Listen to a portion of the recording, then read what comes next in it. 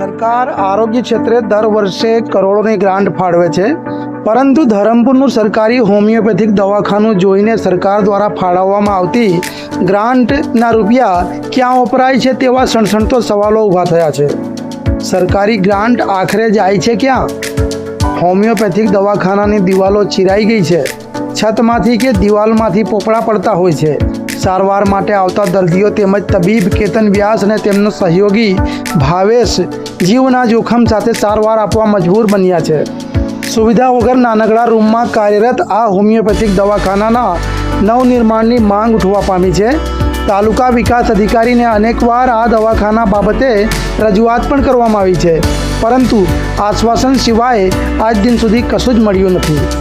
સ્થાનિક આગેવાનો પણ આ દવાખાનાની હાલત જોઈ તંત્રની કામગીરી સામે આક્રોશ ઠાલવી રહ્યા છે। શું નામ છે આપનું? પરેશ પટેલ।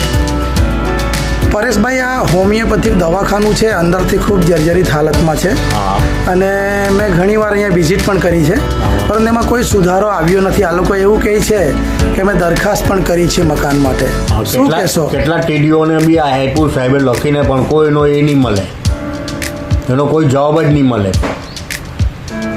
ધરમપુર પ્રોપરમાં જગા નથી સરકારી કે બધી વેચી ખાધી છે। શું કહેશો સરકારને?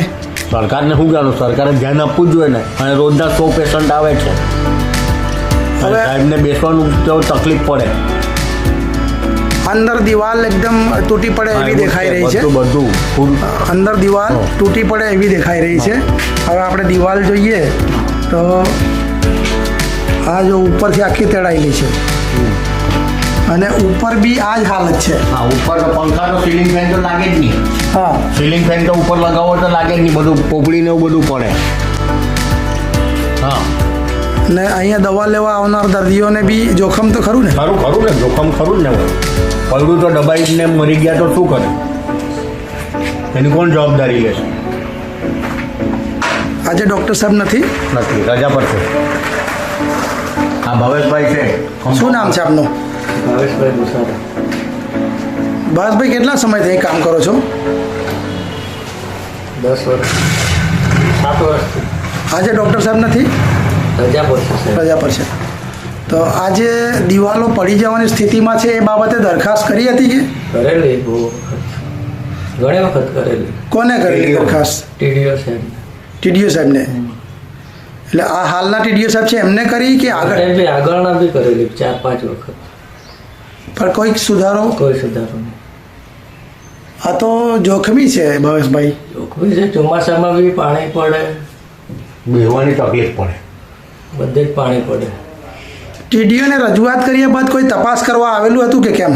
આવેલા હતા, જગ્યા આપવા કીધું, પણ હજુ કંઈ આપ્યું નહીં મને।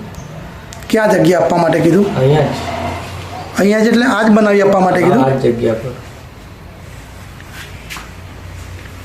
શું છે, કામ કરતી વખતે ભય જેવું કંઈ લાગે છે, કોઈ વખત પોપડી પડે ઉપરથી, ચોમાસામાં વરસાદ પડે।